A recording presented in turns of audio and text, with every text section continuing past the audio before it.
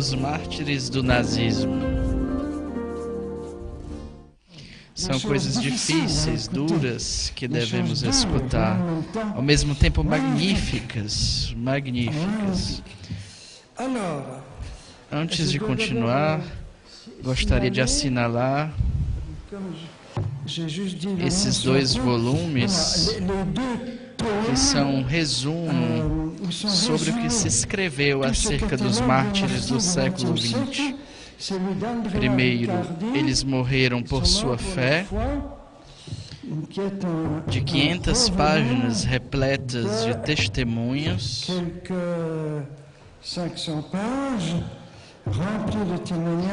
e um outro, um pouco menor, da ajuda à igreja que sofre, um século de testemunhas. Neles você terão tudo desses tesouros, aonde eu mesmo bebi.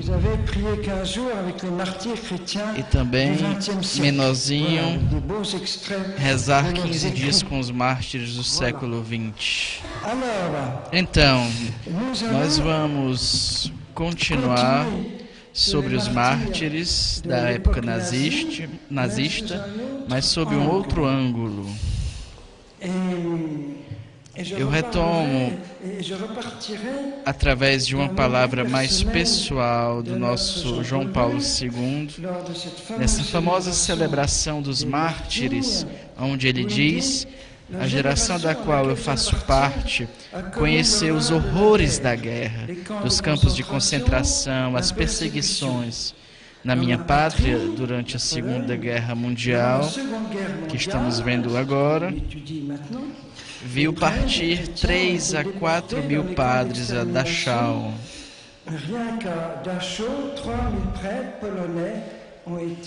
Além de cristãos leigos.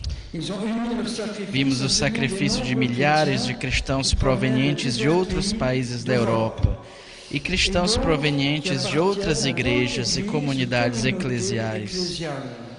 Na minha juventude, eu mesmo fui testemunha de muito sofrimento, muita provação. O meu sacerdócio, na sua origem, se situa no sacrifício de numerosos homens e mulheres da minha geração.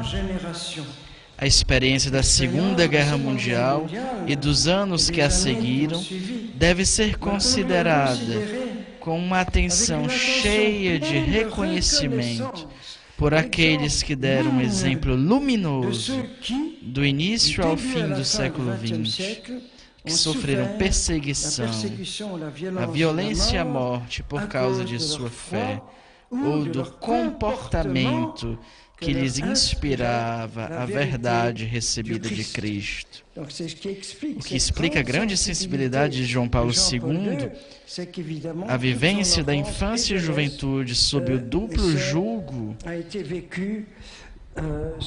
desses regimes totalitários, o nazismo e o comunismo. Outro aspecto do nazismo e do combate da igreja é o que diz respeito à Shoah, a exterminação dos judeus. Não é possível falar dos mártires sem falar dessas pessoas que foram mortas finalmente por sua raça e fé. É impossível deixar de lado. Impossível. Eu falo de um texto muito tocante de um judeu, Elie Wiesel, um desses judeus que escapou. Ele diz que numa pequena cidade polonesa, Auschwitz, um rabino declara: terminou. Deus não está mais conosco. Eu sofro o inferno na minha alma. Onde está Deus? Onde está a misericórdia? Ao lado dele estava um padre que que em Auschwitz, no campo de concentração, começa também a dizer: onde está Deus? Onde Ele está? Ele dizia que naquele momento eles estavam diante de um pobre jovem que estava sendo enforcado. Esse jovem estava tão magro que o suplício não terminava. Eu escutava o pobre Elias dizendo: onde está Deus? Onde está Deus? E ele mesmo, uma voz responde: aqui. Ele está sendo enforcado aqui. Um jovem sobrevivente, amigo de Eli, que se tornará cristão mais tarde, dirá essa palavra magnífica: só o Cristo pode dar um sentido a esse inferno, porque Ele é o único Deus que viveu o inferno. Voltaremos a esse ponto, talvez durante a missa. Então, desde 1939, existe esse plano sistemático de eliminação de todo judeu da Europa. Desde 1939, já existe 1.525 guetos judeus, como o famoso gueto de Varsóvia. Aqui eu gostaria de abordar algo extremamente importante que os ajudará a passar para os outros o que eu estou dizendo. Porque houve uma imensa campanha mundial de odiosa calúnia do Papa Pio XII, com relação ao Papa Pio XII, sobre o seu pretendido silêncio acerca da Shoah. E ainda hoje se fala disso. Ora, tudo começou a partir de um filme chamado O Vigário, que em 63, 64 foi encomendado pela KGB em Moscou, pelo primeiro secretário do partido, Andropov, para destruir do interior o papado e desestabilizar os católicos. Houve um segundo filme caluniador que se chama Amém. Esses dois filmes, que são feitos interiormente de mentiras e contra-verdades odiosas, que fez tão mal que hoje ainda permanecemos atados a esses slogans mentirosos. Eu vou utilizar aqui apenas os historiadores judeus que se levantaram como uma só alma para tomarem a defesa de Pio XII. Não são católicos, mas judeus. Especialmente, eu espero ter trazido, provavelmente eu esqueci, o livro do Rabino David, de Nova York, intitulado Pio XII e os Judeus. Houve depois toda uma série de estudos científicos e históricos feitos desde então por uma série de rabinos. E esse filme, O Vigário, foi proibido em Israel. Eu vou tomar uma série de textos por ordem cronológica. Em primeiro lugar, uma palavra ultra corajosa por causa dos riscos de Pio XII, sobretudo os seus gestos e ações.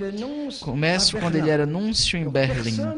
Ninguém sabia tanto quanto ele acerca da verdade em jogo com relação ao nazismo. Em 1929, quando aparece Mein Kampf de Hitler, o meu combate de Hitler, ele escreve: ao começar a ler, eu fiquei arrepiado. E durante 10 anos, de 29 a 39, ele vai escrever a todas as chancelarias do mundo, os ministros do exterior. Ele viajará muito nos Estados Unidos, na França, para avisar o mundo inteiro dos perigos nazistas que ninguém desconfia ainda. Em 1929, Ele vai falar desses obcecados do outro lado do Reno. A esposa de Cristo está pronta a subir com ele no Calvário ensanguentado, do que dar o menor sinal de culpável condescendência com relação a essa terrível ideologia. Ele vai sensibilizar o presidente Roosevelt sobre o perigo que ameaça o mundo inteiro. Isso 12 anos antes da Segunda Guerra Mundial. Vejam que lucidez. Em 28, enquanto o mundo é totalmente ignorante ou inconsciente acerca do nazismo, ele condena o ódio contra o povo eleito de Deus. Em 28, ele se levanta contra esse ódio contra os judeus. E, notadamente, eu vos cito o texto autêntico. Ele utiliza o termo antissemitismo.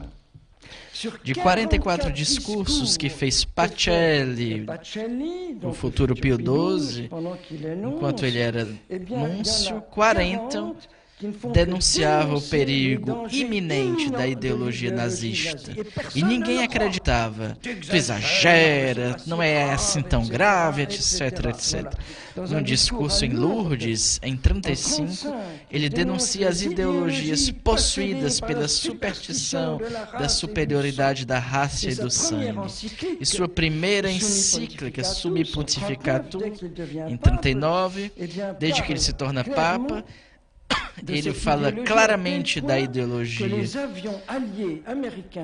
É tal ponto que os aviões americanos e ingleses vão multiplicar a encíclica e jogar sobre a Alemanha de avião. Eles tomam o texto da encíclica e jogam pelo avião na Alemanha, para que o povo alemão leia. Incrível! Eu vou continuar, data por data. Espero não ter esquecido esse documento que eu tinha na mão aqui. Ai, ai, ai, ai, ai, ai, ai, ai, ai. Achei. Perfeito. Em 38, o jornal dos SS diz que Pacelli, futuro Pio XII, se aliou à causa internacional judeu. Ele toma tanto a defesa dos judeus que eles dirão ele faz parte dessa aliança. Os nazistas, Goebbels continua, a Igreja Católica continua seu infame trabalho judaizante. Esses padrecos continuam a defender esses judeus, espécie mais odiosa que nós acolhemos aqui no Reich. Depois dos judeus são os católicos, a pior espécie humana que existe segundo eles. Em 39, Pio XII vai ousar apoiar um complô que quer derrubar Hitler. Que coragem! Não apenas lucidez, mas coragem.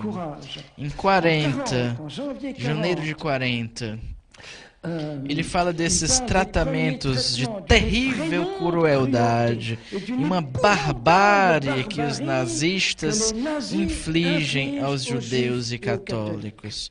Ele é aplaudido pela Jewish Advocate de Boston, que encontram nele seu melhor aliado a nível mundial. O New York Times diz: agora o Vaticano está falando com uma autoridade que não se pode questionar.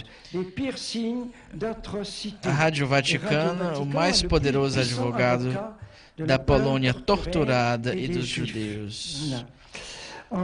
Em maio 41, na sua mensagem ao mundo inteiro, a sua voz era uma voz solitária no silêncio e trevas que envolvem a Europa.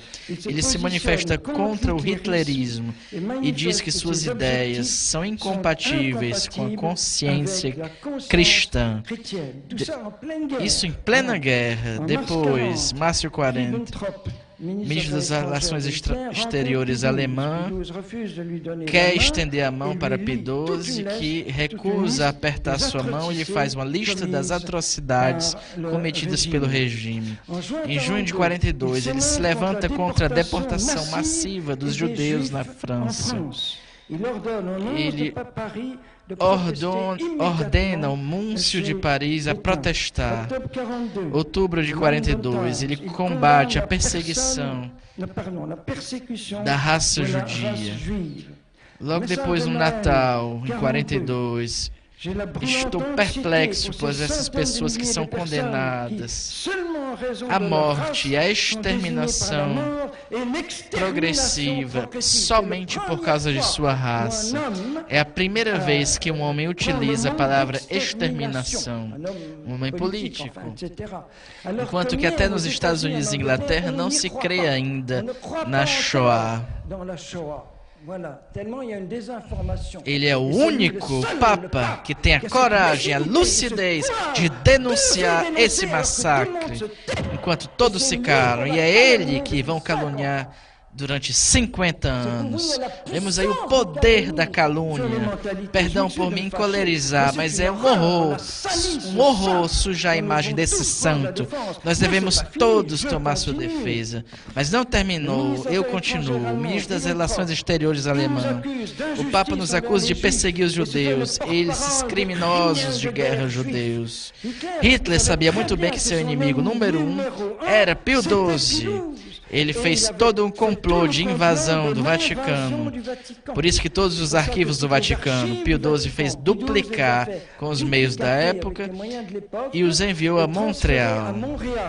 Em caso de invasão, todos os arquivos do Vaticano não sejam destruídos. Hitler dirá: o Vaticano é o pior foco de resistência ao meu plano. Mussolini dirá: o Papa prefere se deixar deportar num campo de concentração do que ir contra a sua consciência. Ele sabia que poderia ir a Auschwitz. Ele sabia e lutou. Hitler, eu vou invadir o Vaticano para expulsar esse... Ele diz um palavrão, Hitler, com relação ao Papa. Tudo se reduziu a um embate entre Hitler e Pio XII. Ora, fazer de Pio XII o escravo e amigo de Hitler, vocês veem que é demais a calúnia. Houve também corajosos generais alemães em Roma que puderam evitar o pior. O general Hofer, o general do SS, que quando Hitler deu a ordem de invadir o Vaticano e se apoderar dos arquivos e os tesouros e transferir o Papa e a Cúria para a Alemanha, foi esse general que conseguiu dissuadir Hitler. Ele lhe telefona e toma a defesa do Papa. Quando o Papa reflete se ele vai excomungar todos os nazistas e todos os que aderem a essa ideologia, são os judeus que lhe suplicam para calar-se. Fazendo isso, Hitler teria massacrado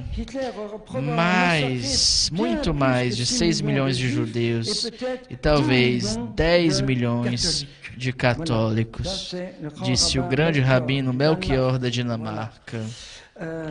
O processo de Nuremberg testemunha que se o Papa tivesse falado mais, teria sido um suicídio.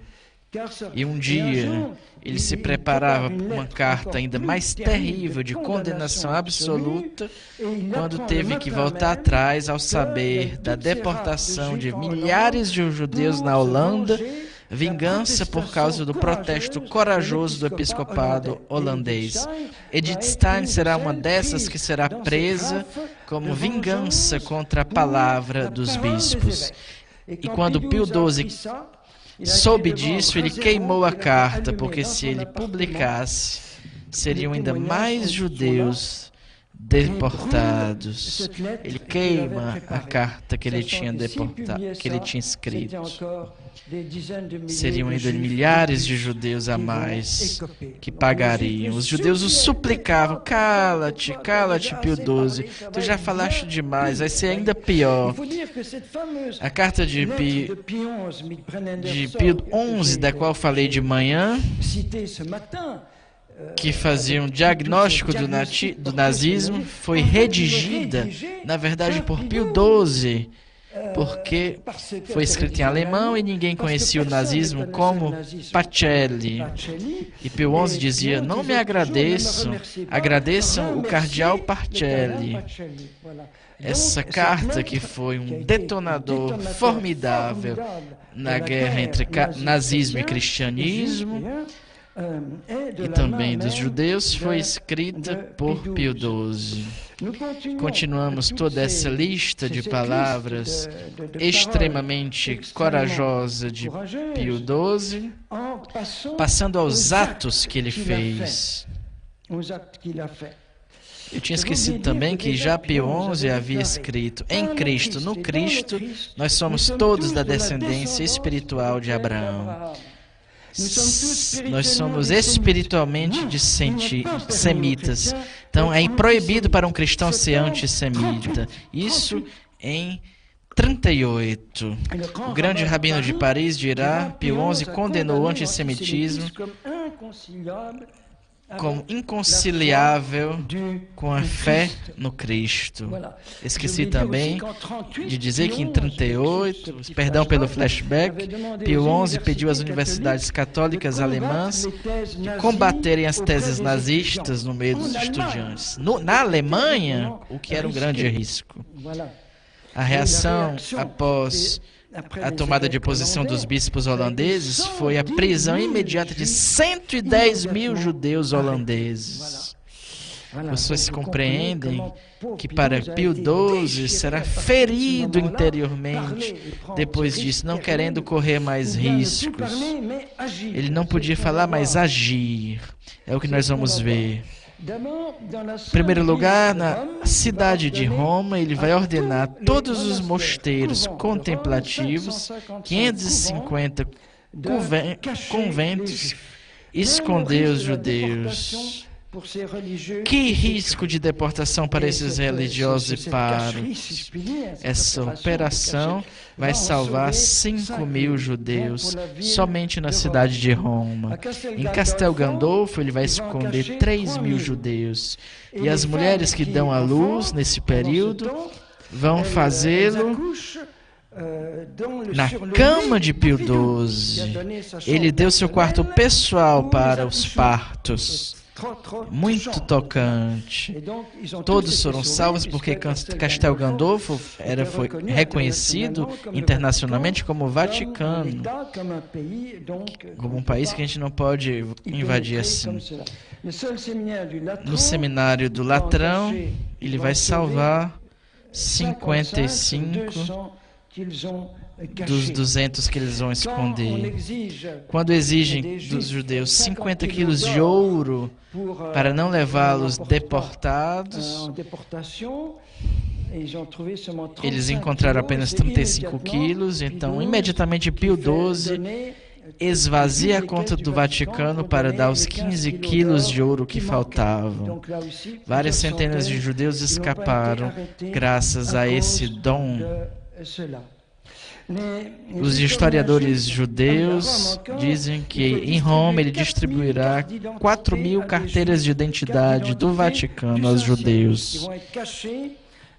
Eles vão se esconder nas caves do Vaticano, nos subterrâneos da Basílica.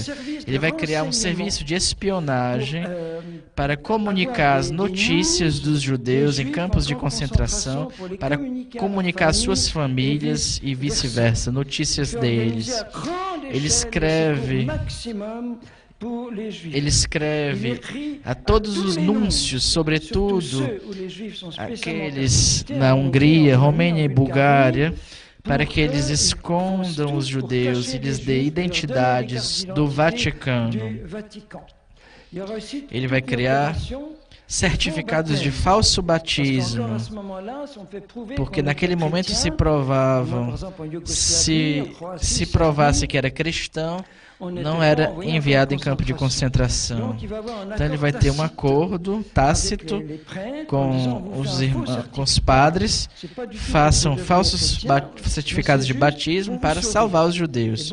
E muitos judeus aceitaram e foram salvos graças esses atestados falsos de batismo, mas eram para salvar suas vidas.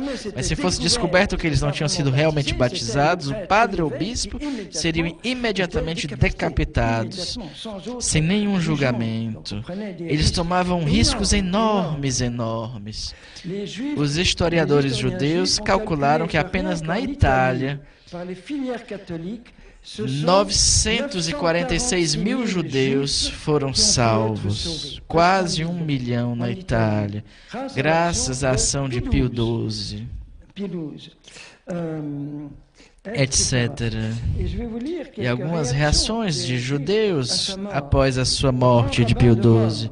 O grande rabino de Roma, que vai se tornar católico, porque foi tão tocado pela santidade de Pio XII, que no seu batismo ele vai escolher o nome de Eugênio como Papa.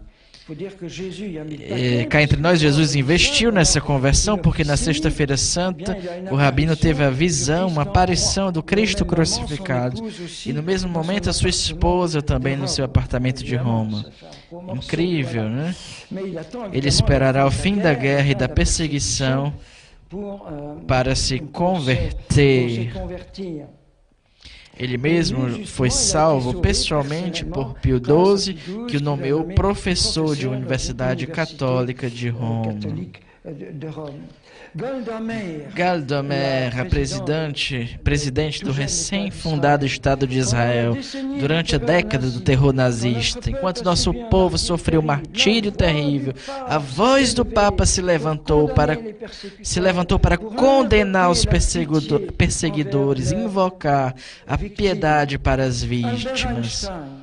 A Igreja Católica foi a única a elevar a voz contra o assalto conduzido por Hitler contra a liberdade. O grande rabino de Nova York enviou 70 judeus que escaparam ao Vaticano para agradecer a Pio XII. Eles organizaram um grande concerto no Vaticano em nome de todos os judeus de Roma, para agradecer a Pio XII, recém-falecido. Galdamer foi em Roma que ela declarou isso. Também, em 16 de outubro de 43, na prisão maciça de judeus em Roma, Pio XII grita tanto que o general nazista ordena para que parem imediatamente as prisões, porque a voz do Papa sendo escutada no mundo todo, a imagem da Alemanha sairia comprometida. Podemos multiplicar os exemplos. Jack Herman, na Jewish Hills. Nenhum homem de Estado dessa geração defendeu os judeus tanto. O que fez o Vaticano foi a maior manifestação de humanismo no século XX. Foi um método eficaz de combate ao antissemitismo. Qualquer judeu de qualquer país que conseguisse chegar na cidade do Vaticano seria salvo. Tudo isso são os judeus que dizem, e são os católicos que não defendem e deixam continuar essa calúnia até hoje. Isso é uma vergonha. Nós não damos nem o trabalho de buscarmos as fontes históricas, em vez de acreditarmos em filmes completamente, vocês entenderam, falsos. Podemos multiplicar os exemplos. Não apenas o Papa, mas o Papa vai arrastar toda a Igreja nessa operação para salvar o máximo de judeus. Serge Klarsfeld, que fala, um bom número de judeus franceses, 3/4, sobreviveram graças à população majoritariamente católica. Houve um grande número de bispos que reagiram com força na França, cardinais de Toulouse, Paris, Lyon, e também na Itália, em Milão, que todos fizeram cartas alertando o mundo sobre essas prisões de judeus. 35 bispos e 7 arcebispos, 50% do episcopado francês, publicaram protestos, sem esquecer os outros países. A reação dos bispos franceses, segundo Klarsfeld, com relação aos nazistas, freou a prisão maciça de judeus, reduzindo consideravelmente o número de vítimas e de deportação. Número de vítimas. O cardeal alemão, do qual falávamos hoje de manhã, que esconderá ele mesmo, o grande rabino de Munique, nessa terrível noite de cristal. Ele esconde no lugar onde guardava os vinhos, com os rolos da Torá da sinagoga. É magnífico! Um bispo católico que esconde o livro da Torá. Que beleza! Depois a Gestapo vai invadir o palácio episcopal.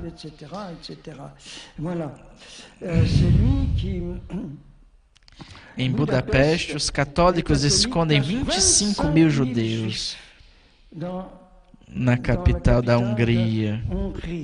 Na França, o padre Benoît Capuchin escreve centenas de falsos certificados de batismo e ajuda a passar centenas de judeus clandestinamente na Suíça. Ele vai contactar muitas embaixadas, etc, etc, etc. Giovanni Palutucci, policial das fronteiras italianas, que estava na fronteira, vai salvar 5 mil judeus sozinho, até ser preso e enviado a Dachau, dando sua vida por isso. Ele diz: eles querem nos fazer crer que o coração é apenas um músculo, para nos impedir de fazer o que o coração e a nossa religião nos ditam. Todos os dias ele sabia do risco enorme que ele corria se ele fosse pego. Vocês veem? Nós podemos realmente nos alegrar e orgulhar de nossa Igreja Católica e das outras denominações cristãs, porque nenhuma outra organização social ou política fez tanto pelos nossos irmãos judeus. E vocês podem ir, quando forem a Jerusalém, tenham a paciência de olhar essas centenas de oliveiras que foram plantadas em honra de todos esses que foram declarados oficialmente justos em meio às nações. E a grande maioria eram cristãos. E o tempo todo nós tomamos conhecimento de histórias novas. Nesses últimos meses eu soube de 2 ou 3 exemplos ainda, como um imenso rio de caridade. Em Nice, na Cúria, salvou 500 crianças. E se na libertação de Paris ainda havia 40 mil judeus em Paris, foi graças ao que os cristãos fizeram por eles. 8 a 10 mil crianças judias foram assim salvas, etc, etc. Poderia ainda citar muitos exemplos, mas eu posso dar outros exemplos, mas para defender Pio XII, que vai, se Deus quiser, logo ser beatificado, o que muitos judeus desejam para lhe honrar. Eu termino esse capítulo pela tocante reação de um rabino após a visita de João Paulo II. Aqui eu pulo de Pio XII a João Paulo II, para nos aproximar do nosso tempo, na peregrinação de João Paulo II em Israel, no Yad Hashem, no ano 2000. Não, c'était essa précédente, pardon. Você sabe que João Paulo II tinha uma intimidade e uma amizade com muitos judeus na sua infância, o que tocou muito. O seu grande amigo de infância, de Vadovich, se tornou mais tarde rabino da sinagoga de Roma. Ora, quando João Paulo II foi pregar na sinagoga, foi a primeira vez que um Papa prega na sinagoga desde Pedro, podemos ver os dois que se abraçam como dois amigos e irmãos. E João Paulo II, com seu humor, que diz, incrível, o Papa demorou 2000 anos para fazer esses 2 quilômetros que separavam o Vaticano da sinagoga. João Paulo II estava tão emocionado ao visitar o memorial do Holocausto em Israel, porque ele descobriu uma foto de uma judia que ele salvou ao colocá-la nos ombros nas ruas de Cracóvia, para que ela não seja levada para Auschwitz. 50 anos depois, ele encontra essa jovem que ele salvou. São coisas magníficas. Nós saberemos tudo no céu. Aqui são as pequenas pepitas que transparecem no mundo de maravilhas. Gostaria de vos ler esse texto extraordinário que só foi publicado numa revista judaica. Como muitos irmãos cristãos, nós prendemos a respiração quando vimos o Papa João Paulo II descer a passarela do avião que o levou a Israel. O primeiro sorriso de paz foi que o avião da companhia aérea da Jordânia árabe e que tinha no cockpit a bandeira de Israel. Ora, quando conhecemos todo o drama da Terra Santa, é um sinal forte. Todo o meu ser vibrou. Senti minha alma judia como que eletrocutada. Eu tive medo nessa hora. Meu Deus, será que ele vai falar, vai denunciar alguma coisa de silêncio? Não. O povo de Israel, meu povo, viveu num momento histórico. Nesse dia, eu acrescentei uma bênção na minha oração. Bendito seja, ó Eterno, que deste a força a este Papa para viver esse momento. Que homem de fé, posso afirmar sem risco de me enganar, que essa viagem é um rio de santidade, de sopro divino. Foi um momento bíblico. João Paulo II concretizou, realizou em uma semana o que a igreja não tinha feito em 20 séculos. As palavras me faltam. Seria preciso convocá-las para expressar esses sentimentos profundos ao ver o Papa no Museu do Holocausto. Esse Papa polonês em Jerusalém. Que emoção! Esse irmão exemplar de retorno à casa. O sucessor de Pedro no Yad Vashem. Emoção na terra.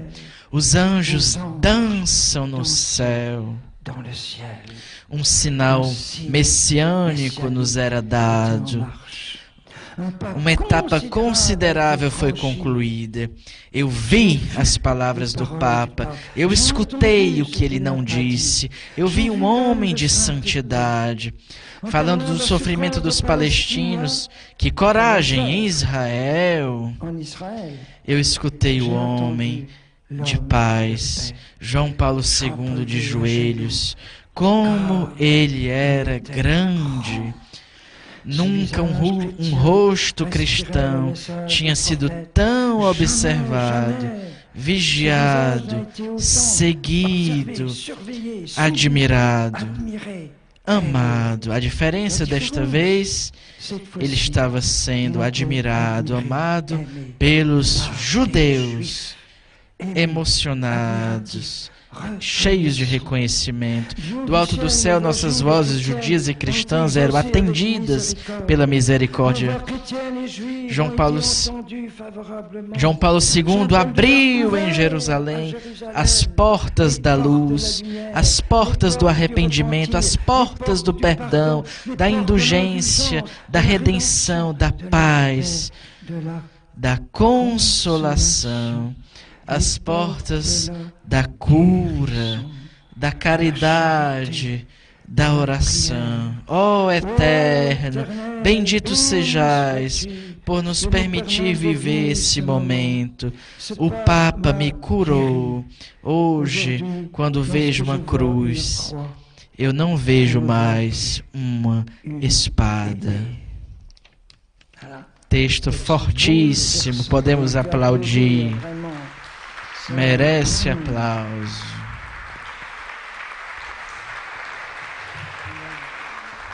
E quantas vezes João Paulo II falou do Holocausto, sobretudo quando foi rezar no Muro das Lamentações.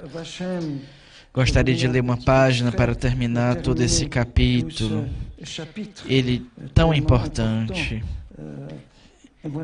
Ele dirá, entre tantos dos seus discursos, uma perseguição terrível dos cidadãos judeus, execução de inumeráveis inocentes nos campos de concentração. Nós só podemos nos calar. Só o silêncio pode traduzir nosso arrependimento.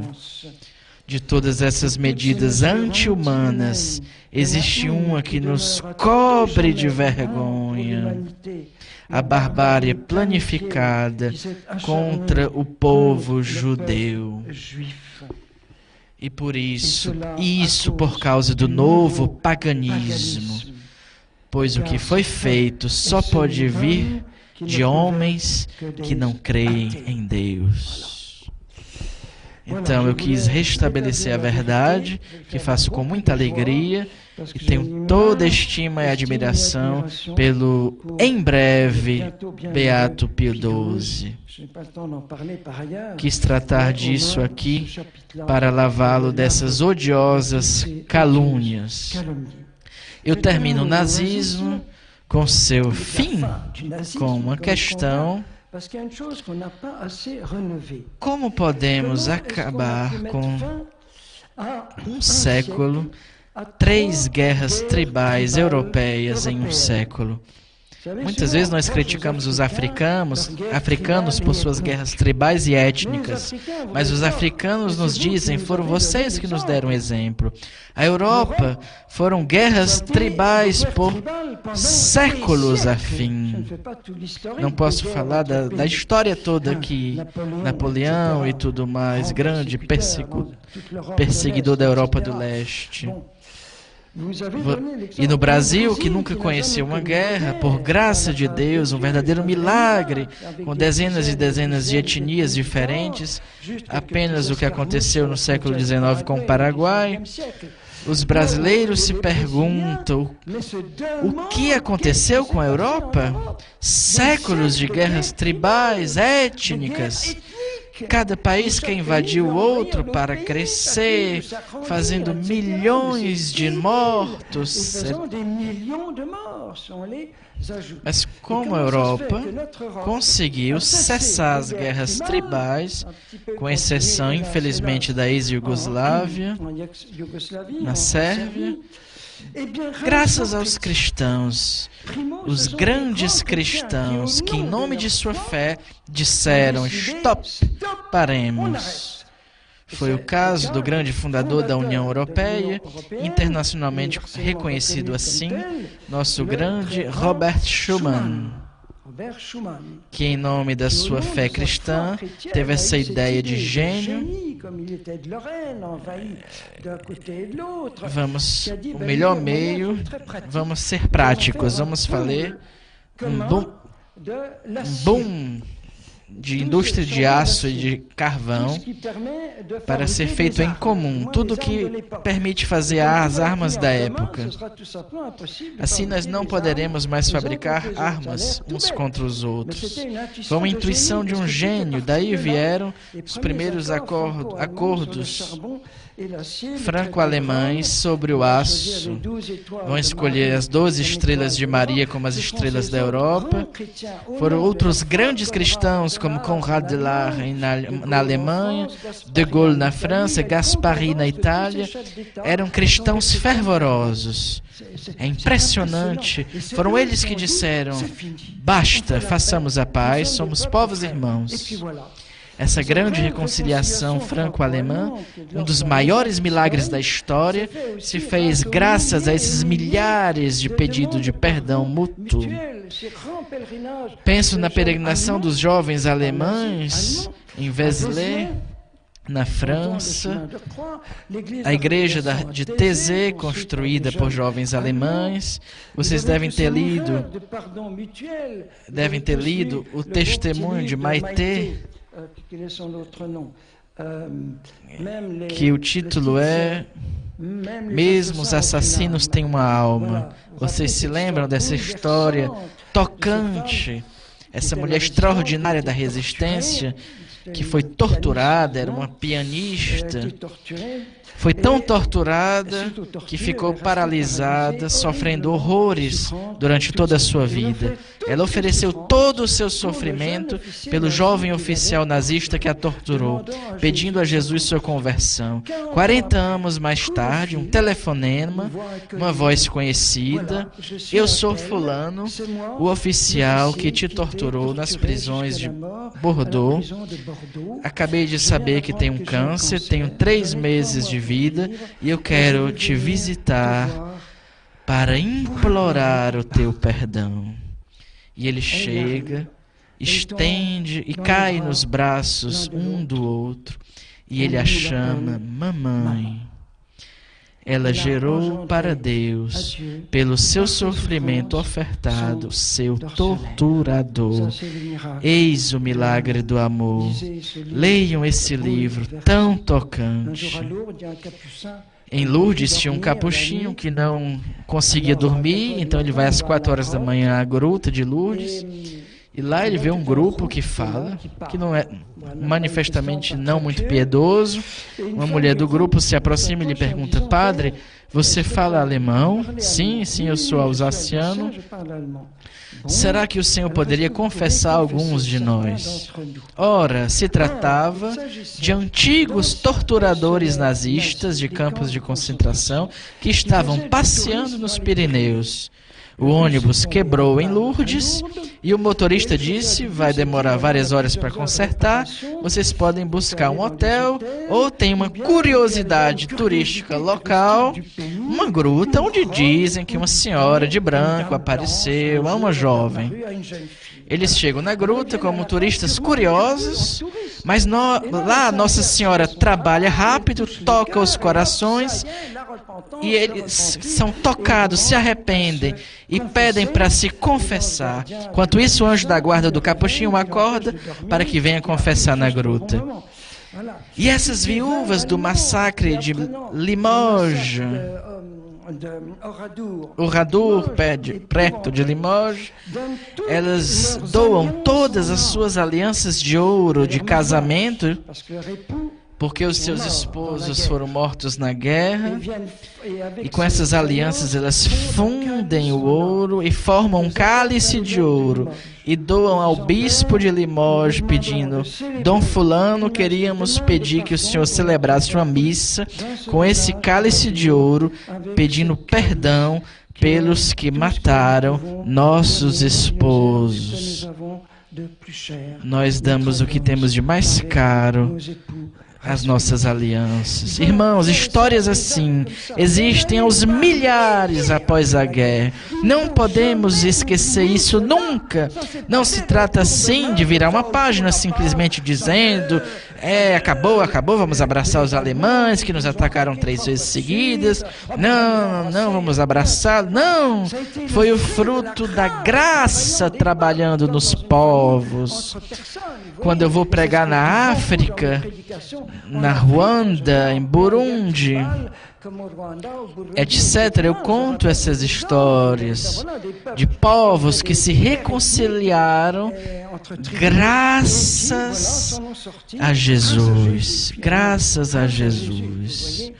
Bom, eu queria terminar o nazismo, poderia desenvolver ainda, mas eu queria cantar.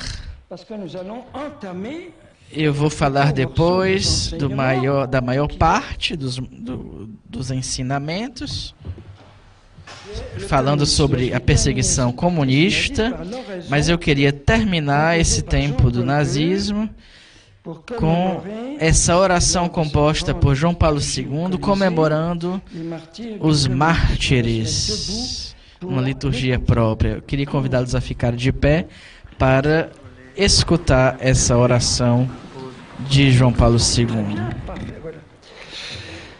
Lembra-te, ó Deus das trevas da Sexta-feira Santa, ó Deus do silêncio do Sábado Santo, e também o Deus da aurora jubilosa da ressurreição, lembra-te de todos os batizados vítimas do nazismo, católicos, protestantes, ortodoxos, assim como todos os nossos irmãos e irmãs da primeira aliança. Obrigados ao trabalho forçado, à fome, à sede, eles experimentaram a aniquilação da sua dignidade humana, o apagar do seu passado, até a destruição física nas câmaras de gás e fornos crematórios. Eles conheceram o Senhor, a bem-aventurança das lágrimas, e a constância das suas terríveis provações lhes conquistou a consolação de testemunharem o teu poder, ó Deus da vida. Que a memória desses justos permaneça viva perto de ti, Senhor, e em nossa memória. Amém.